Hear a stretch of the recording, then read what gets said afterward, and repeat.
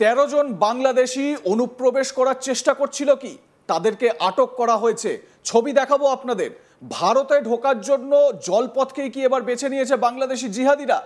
বারবার বাংলায় ঢোকার চেষ্টার উপকূলে আনাগোনা বাড়ছে বাংলাদেশিদের। ভারত সরকার বাংলাদেশিদের প্রতি কঠোর মনোভাব নিয়েছে। এর জেরে চাপে পড়েছে বাংলাদেশিরা, মানে যারা অনুপ্রবেশ করত বাংলাদেশ থেকে ভারত, ভারত থেকে বাংলাদেশ সহজেই পারাপার হতো, সেটা এখন আর হচ্ছে না।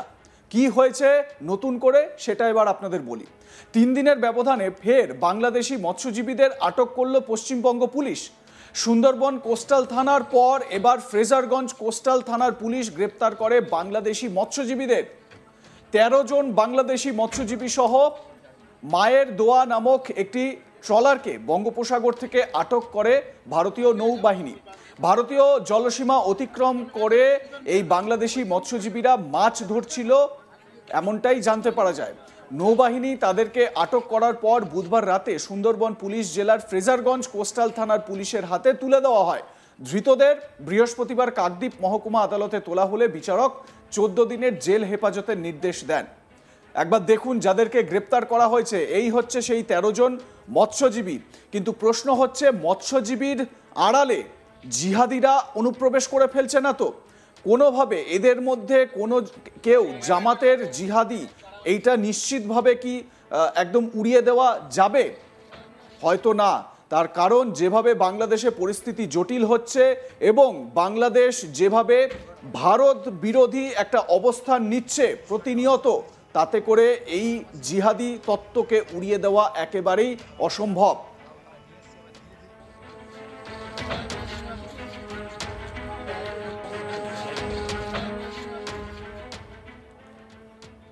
এবার আপনাদের শোনাবো মৎস্যজীবী শ্রমিক ইউনিয়নের এক সদস্যের বক্তব্য। তিনি কি বলছেন শুনুন।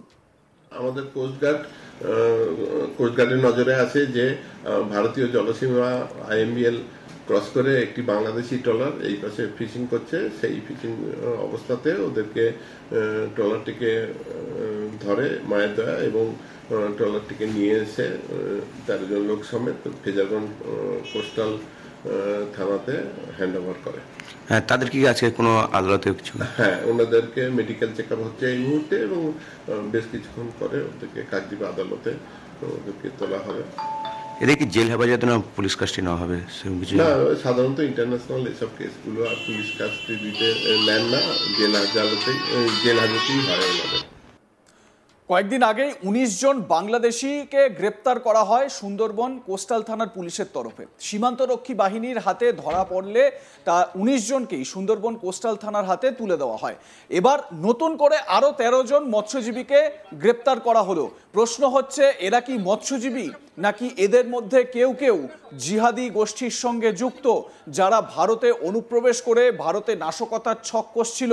যদিও পুলিশি তদন্তে পুরো বিষয়টা উঠে আসবে। এই 13 জন যাদেরকে নতুন করে ফ্রেজারগঞ্জ থানার তরফ থেকে গ্রেপ্তার করা হয়েছে এবং তারা তদন্ত করে দেখছে যে এর পরবর্তী পরিস্থিতিতে এদের থেকে কি কি তথ্য বের করে আনা যায়। আমার সহকর্মী প্রসেনজিৎ সাহা তার প্রতিবেদনে কি জানাচ্ছেন শোনাবো। আবারও 13 জন বাংলাদেশি মৎস্যজীবী ধরা পড়ল দক্ষিণ 24 পরগনার সমুদ্র উপকূল থেকে।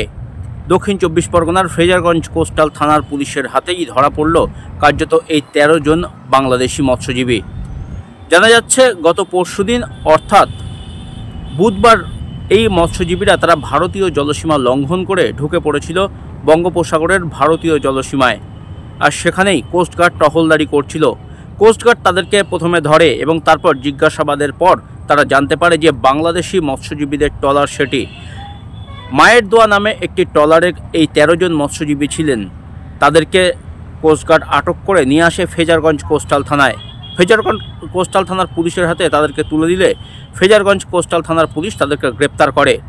ধৃতদেরকে বৃহস্পতিবার কাকদ্বীপ মহকুমা আদালতে তোলা হলে বিচারক 14 দিনের জেল হেফাজতের নির্দেশ দেন। অন্যদিকে গত সোমবারই 19 জন মৎস্যজীবীকে কার্যত গ্রেপ্তার করেছিল সুন্দরবন কোস্টাল থানার পুলিশ। সুন্দরবন কোস্টাল থানার পুলিশ এই 19 জন মৎস্যজীবীকে একটি ট্রলার সহ গ্রেপ্তার করে এবং তাদেরকে আদালতে তোলে। তাদেরকেও 14 দিনের জেল হেফাজতের নির্দেশ দেওয়া হয়েছে। সেখানেও বঙ্গোপসাগরে ভারতীয় জলসীমা লঙ্ঘন করে এই ১৯ জন মৎস্যজীবী একটি ট্রলার নিয়ে ভারতীয় জলসীমায় ঢুকে মাছ শিকার করছিলেন। আর তখনই বিএসএফের নজরে পড়ে যান তারা। তড়িঘড়ি তাদেরকে আটক করা হয় এবং তাদেরকে দুদিন জিজ্ঞাসাবাদের পর সোমবার সুন্দরবন কোস্টাল থানার পুলিশের হাতে তুলে দেওয়া হয় সেই মৎস্যজীবীদের। একই সপ্তাহের মধ্যে কার্যত দুবার বাংলাদেশি মৎস্যজীবীরা ভারতীয় জলসীমা লঙ্ঘন করে এদেশের জলসীমায় ঢুকে পড়ে এবং সেই কারণেই এক দফায় ১৯ জন, দ্বিতীয় দফায় ১৩ জন মৎস্যজীবী অর্থাৎ মোট ৩২ জন বাংলাদেশি মৎস্যজীবীকে কিন্তু ইতিমধ্যেই গ্রেপ্তার করা হয়েছে। আর এই ঘটনা কার্যত যথেষ্ট কপালে চিন্তায় ভাঁজ বাড়িয়েছে সীমান্তরক্ষী বাহিনীর আর অন্যদিকে নৌবাহিনীরও। তার কারণ যেভাবে ভারতীয় জলসীমা লঙ্ঘন করে এই বাংলাদেশি মৎস্যজীবীরা ভারতীয় জলসীমায় ঢুকে মাছ শিকার করছেন, তাতে কিন্তু যথেষ্ট চিন্তার কারণ দেখা দিয়েছে। এইভাবেই কোনো রকম যদি দৃষ্টিগোচর হয়ে তারা অনুপ্রবেশ করে ভারতীয় ভূখণ্ডে, সেক্ষেত্রে সমস্যা বাড়তে পারে। আর তাই গত কয়েকদিন ধরে যথেষ্ট নিরাপত্তা আঁটোসাঁটো করা হয়েছে সুন্দরবনের এই বঙ্গোপসাগর লাগোয়া এলাকাগুলিতে। বঙ্গোপসাগরের যে ভারতীয় জলসীমা সেখানেও নজরদারি বাড়িয়েছে কোস্টগার্ড, অন্যদিকে বিএসএফ। দক্ষিণ ২৪ পরগনার দুটি প্রান্ত, একদিকে সুন্দরবন পুলিশ জেলার অন্তর্গত যে এলাকা রয়েছে অর্থাৎ ফেজারগঞ্জ, নামখানা এই সমস্ত এলাকা রয়েছে, বকখালি এই সমস্ত এলাকা রয়েছে, তেমনি অন্যদিকে রয়েছে বারুইপুর পুলিশ জেলার অন্তর্গত সুন্দরবন কোস্টাল থানা, গোসাবা, ঝড়খালি এই সমস্ত এলাকা।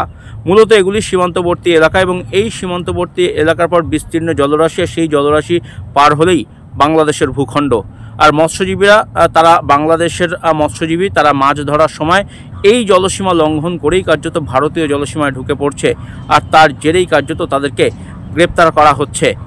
অন্যদিকে ভারতীয় মৎস্যজীবীরা গত কয়েকদিনে ৩ দফায় বাংলাদেশি যে বর্ডার সিকিউরিটি গার্ড আছে তাদের হাতে আটক হয় এবং সেই মৎস্যজীবীরা কিন্তু এখনও পর্যন্ত বাংলাদেশি বর্ডার সিকিউরিটির গার্ড বা বাংলাদেশ সরকারের হাত থেকে ছাড়া পায়নি। তারা এখনও পর্যন্ত এলাকায় ফিরে আসতে পারেনি। প্রায় ৫০ জনের বেশি মৎস্যজীবী সেখানে আটকে রয়েছে। আর এবারে বাংলাদেশি মৎস্যজীবীরা ২ দফায় মোট ৩২ জন তারা আটক হয়েছে পশ্চিমবঙ্গ পুলিশের হাতে। তারা গ্রেপ্তার হয়েছে এবং তাদেরকে আপাতত জেলে রাখা হয়েছে। সমস্ত সরকারি প্রসিডিওর চলছে এবং মৎস্যজীবী যারা ইউনিয়ন রয়েছে সেই ইউনিয়নের নেতৃত্বরা দাবি করছেন যে বঙ্গোপসাগরে মাছ ধরার সময় অনেক সময় প্রবল ঢেউয়ের মধ্যে পড়তে হয় মৎস্যজীবীদেরকে, প্রবল স্রোতের মধ্যে পড়তে হয়, ঝোড়ো হাওয়ার মধ্যে পড়তে হয়। আর সেক্ষেত্রেই এই যে জলসীমা সেটা মাঝে মধ্যে লঙ্ঘন হয়ে যায়। কিন্তু বাংলাদেশ সরকার ভারতীয় মৎস্যজীবীদেরকে আটক করার পর তাদেরকে ছাড়তে যথেষ্ট গড়িমসি করে। আর অন্যদিকে বাংলাদেশি মৎস্যজীবীরা ভারতীয় জলসীমায় ঢুকে মাছ শিকার করছেন এবং তারাও কিন্তু ধরা পড়ছেন এই ভারতীয় সীমান্তরক্ষী বাহিনী, ভারতীয় নৌবাহিনী তাদের হাতে। এবং দ্রুত যাতে সরকারি প্রসিডিওর করে তাদেরকে ফেরত পাঠানো যায় দেশে, সেটি যেমন খতিয়ে দেখা হচ্ছে, তেমনি অন্য কোনো উদ্দেশ্যে ভারতীয় জলসীমায় এরা ঢুকে পড়েছিল কিনা সে বিষয়েও তদন্ত করে দেখা হচ্ছে। লাইক, কমেন্ট, শেয়ার করতে ভুলবেন না। দেখতে থাকুন আজ তাক বাংলা। সাবস্ক্রাইব করুন আমাদের ইউটিউব চ্যানেলটি, বেল আইকন প্রেস করুন নোটিফিকেশন পেতে।